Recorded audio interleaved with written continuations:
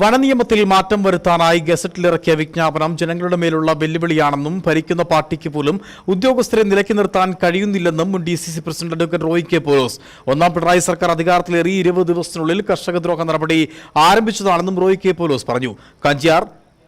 കോൺഗ്രസ് കാഞ്ചിയാർ മണ്ഡലം കമ്മിറ്റി വെളിലാങ്കണ്ടത്ത് സംഘടിപ്പിച്ച PT അനുസ്മരണവും രാഷ്ട്രീയ നൈവിസ്തീകരണ യോഗവും ഉദ്ഘാടനം ചെയ്ത് സംസാരിക്കുകയായിരുന്നു അദ്ദേഹം.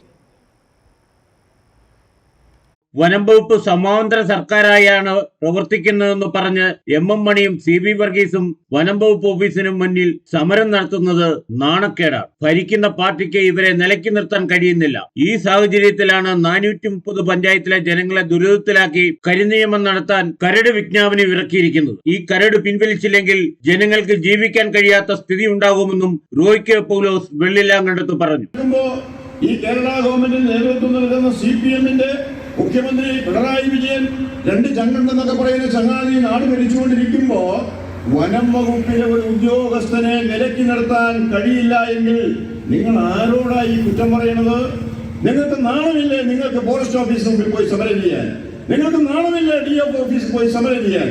എന്നിട്ട് ഉദ്യോഗസ്ഥന്റെ കയ്യും കാലും വിട്ടുവന്ന് ഗീർവാണം പറയുക. ഇതൊക്കെ വെറും നാണക്കേടാണ്. ഇങ്ങനെയല്ല ഭരിക്കുന്നത്. നിങ്ങളാണ് ഭരിക്കുന്നത്.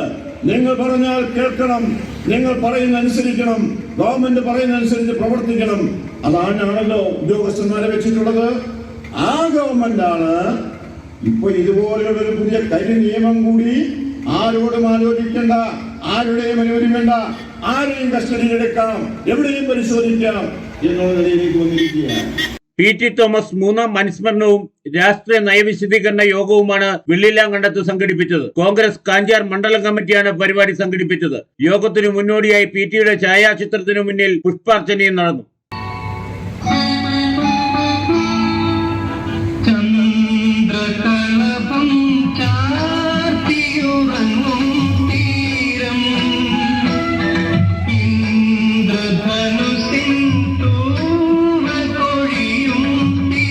യോഗത്തിൽ DCC vice president George Joseph Padavan മുഖ്യ പ്രഭാഷണം നടത്തി. കാഞ്ചിയാർ മണ്ഡലം പ്രസിഡന്റ് അനീഷ് മണ്ണൂർ അധ്യക്ഷത വഹിച്ചു. നേതാക്കളായ Sunny Vengalloor, Joy Thomas, Rajalakshmi, Roy Everest, Sunny Kakkuzhi, CK സരസൻ തുടങ്ങിയവർ സംസാരിച്ചു.